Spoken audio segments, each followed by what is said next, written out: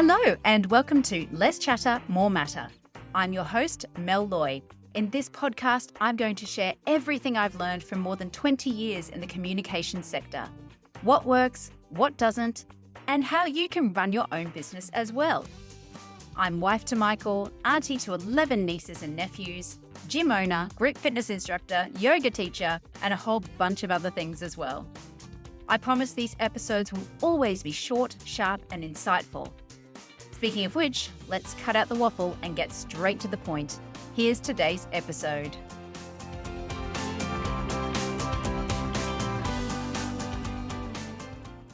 Hi, everybody. Welcome back to the podcast. Thank you for continuing to tune in each week.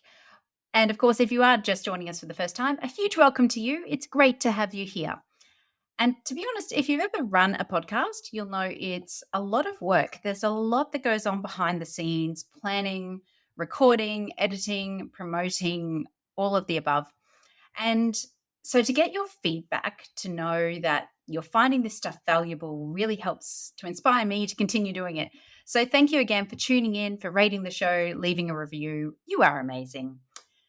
Today's episode is about something you may have tried before with your own communications, or perhaps you didn't know it existed and it is happening, and that is the communication cascade.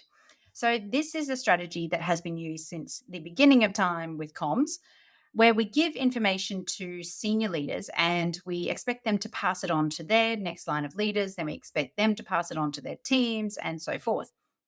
And look, the reasoning behind this is pretty solid because we know from research that people are more likely to listen to information that is given to them by their direct leader than any other source. There's been some really wide-ranging research into that, and it really reinforces why good leadership and good relationships are so important in the workplace, particularly when it comes to the effectiveness of communication. Also, one central person or one central comms team cannot possibly communicate personally with every member of an organization. No senior leader can do that either.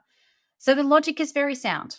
People trust what they hear from their direct leader, and it helps us manage big teams, right? But humans, we get in the way, unsurprisingly.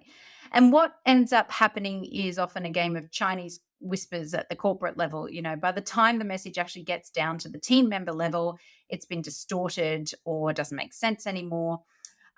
Or there's what we call the permafrost layer, usually around middle management, where the message gets trapped in the permafrost and just doesn't progress any further. What we really want is for leaders not to just pass on a message, but to also tweak it and make it relevant to their teams, put it in their own words, using their own voice, personalize it to reach their audience. And so while our strategies around cascading information might be done with the best of intentions, the reality is they're actually not that successful. So how do you navigate getting information out to the whole organization when you can't personally communicate with every individual? And that's what we're going to tackle today. We're going to still work around using the communication cascade because, as I said, the logic is solid, but we're going to put in place some strategies to help give you a better chance of success. Firstly, we need to understand why the cascade is broken, because when you know why, you can put in strategies to fix it, right? That's that whole cycle of continuous improvement that we talk about with our communication, and that's why measuring your communication is so important. Go back and look at the previous episode on measurement. So the key reasons why messages aren't passed on or don't land correctly as we go down this cascade are, number one, leaders are time poor and they can't put the time into sending on the message. Number two, because they're time poor, they also don't put the time into making the message relevant for their teams or personalizing the content. So they're passing on generic messaging with no specific relevance to the people who are receiving it. Number three, they themselves don't see the relevance of the message, so they're just not passing it on. Why would you? It's not relevant to me or my team, or I can't see how it's relevant, so it stops here. And the fourth reason is that it might not be easy to share that message or to pass that information along. Maybe it's overly complicated. it's overwhelming, or it's not presented in a way that's easy to pick up and personalize and pass on. So those are the four main reasons that I've heard over the years around why this permafrost layer exists in that communication cascade. So knowing this, how do we fix it? That's the million-dollar question. So I'm going to give you a few tips now on how you can fix it or circumnavigate some of these issues that we're seeing. Number one is make it easy. If it's too complicated or too time-consuming for leaders to be able to tweak that message and make it relevant, or to put it into a format for the channels that they use, then it just won't happen. It might sound like a bit of an oxymoron, but we need to put a lot of effort into making something easy. That means equipping leaders with the tools they need to make it easier to send that message on. Those tools could be knowledge, templates, technology, whatever that looks like. But just making it easier increases the chance that your message will actually go through that cascade. So a few ideas for making it easier. Number one is brief the leaders on the comms that is coming, or the project or the message that you want sent on. And you can do this in person or virtually, but it gives them an opportunity to ask questions and understand why that message is important or why it's relevant for them and their teams.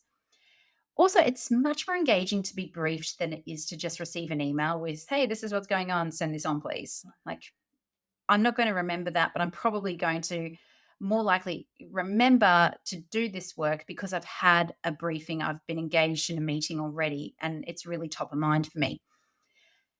It's also really a good opportunity for senior leaders in these briefings to reinforce why this message is so important and the responsibilities of those other leaders to pass on the message. So that can encourage other people to prioritize it. The other ways you can make it easier, provide tools like key messages or email templates and indicate where they can tailor those to make them relevant for their team. So whether that's the work they're working on, the processes they're engaged in, whatever that looks like. So, for example, you might have a list of key messages and that they can copy and paste and use in whatever channel they want to use. And you might have a couple of broader messages that talk to the overarching piece, and then have a spot for leaders to fill in themselves and give some sentence starters there. Things like, so what this means for our team is, and then they can fill that in. And you can provide some guidance and instructions there too, like insert information here about what this will mean for your team's work or processes or technology, whatever that looks like. But make it specific. The other tip here is you can also provide other templates, so like speaking points or maybe some PowerPoint slides, as long as it's easy to use and encourages leaders to tailor the message before they pass it on. Now, the second tip for tackling the issue of the broken communication cascade is making sure you have multiple touch points for that message. So you're not just solely relying on the message coming down the layers of leadership, right? So this means having other sources of information. Apart from hearing the message from the leader, where else could I possibly pick up that information from? So this could be things like that briefing that we spoke about earlier, the leader briefing. We could have an edited version of that recorded and made available on the internet or in Teams, right? The audio could be used in a private podcast stream. Their message could be shared as a news story or article on the intranet or on an internal social media channel like Slack or Yammer. For big organizations and for really important messaging, I'd recommend repackaging for at least 3 different communication channels, including the leaders themselves. So you've got a really good chance of it being picked up elsewhere as well, regardless of whether that cascade is working or not. Okay, so the final tip for getting that communication cascading is make it interesting and relevant. If a leader can't see the relevance of a message and it's not presented in a way that's engaging, there's every chance it will not be passed on. So let's start with relevance. Firstly, check your own work. Is this actually relevant to all the people you're sending this to, or is it only relevant to a subsection of those people? Make sure you're communicating with those who really need to hear it or who need to take some sort of action. For everyone else, it's just going to become white noise. If you're sure it's relevant to your audience, you'll need to make it clear why it's relevant. So don't overthink this, really. Just don't overthink it. You can be really literal here and just say, you are receiving this communication because we are holding this briefing because your team will need to. All right. So be really, really clear. It's much better to be clear than trying to sort of couch it around some flowery language, which will probably just confuse people anyway. Do that early on in your communication in terms of making it really clear so that you capture that attention of your audience as well. So you've made it relevant, make it interesting. So this might mean the way it's formatted, the visuals you use, in the stories you tell, or the facts you include. But it has to capture attention because leaders are busy. They've got a lot of information flowing in at them from all different parts of the business at any one time, all day long, via multiple channels, right? Yours has to stand out to stand a chance. So again, your communication has to stand out to stand a chance. So how can you put this information in a way that is actually interesting for leaders so that it captures their attention, shows how it's relevant really quickly, and they will actually pass it on? So a quick recap.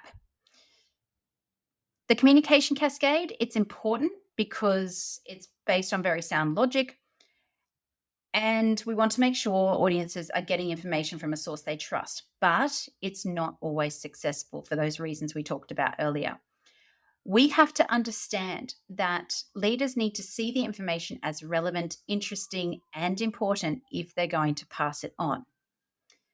Now, to help address some of these blockers, the first tip was make it easy. So a little spoon feeding here goes a long way, giving leaders the tools and the knowledge they need to make sure information is sent on and that they're making it personalized to their audiences.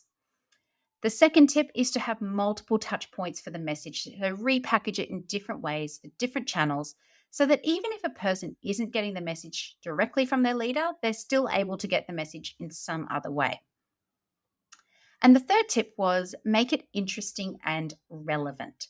So be clear in why the communication is relevant to the leader and their team and present it in a way that's interesting, that resonates with them. At the end of the day, a lot of this comes back to what I bang on about all the time, and that is there is no one-size-fits-all approach to communication. You need to know your audience. You have to understand who you're talking to, how they prefer to receive information, their communication preferences, and the contexts they operate in. If you just take a blanket communication approach to leaders, you will get nowhere. So it's absolutely worth doing a bit of research with a few leaders to find out their preferences. What's of interest to their teams? What channels are they currently using with their team members that actually work and that their team members have told them they want to keep using? Then you can tailor your comms and the tools you provide to them in a way that makes it really easy for them. Trust me, they will absolutely appreciate you putting in the effort to make their lives easier. Okay, so that's it for today. As always, if you have any feedback or questions or topic ideas, please hit me up. I'm not hard to find on LinkedIn or Instagram, and the links are always in the show notes. Have a wonderful week and keep doing amazing things.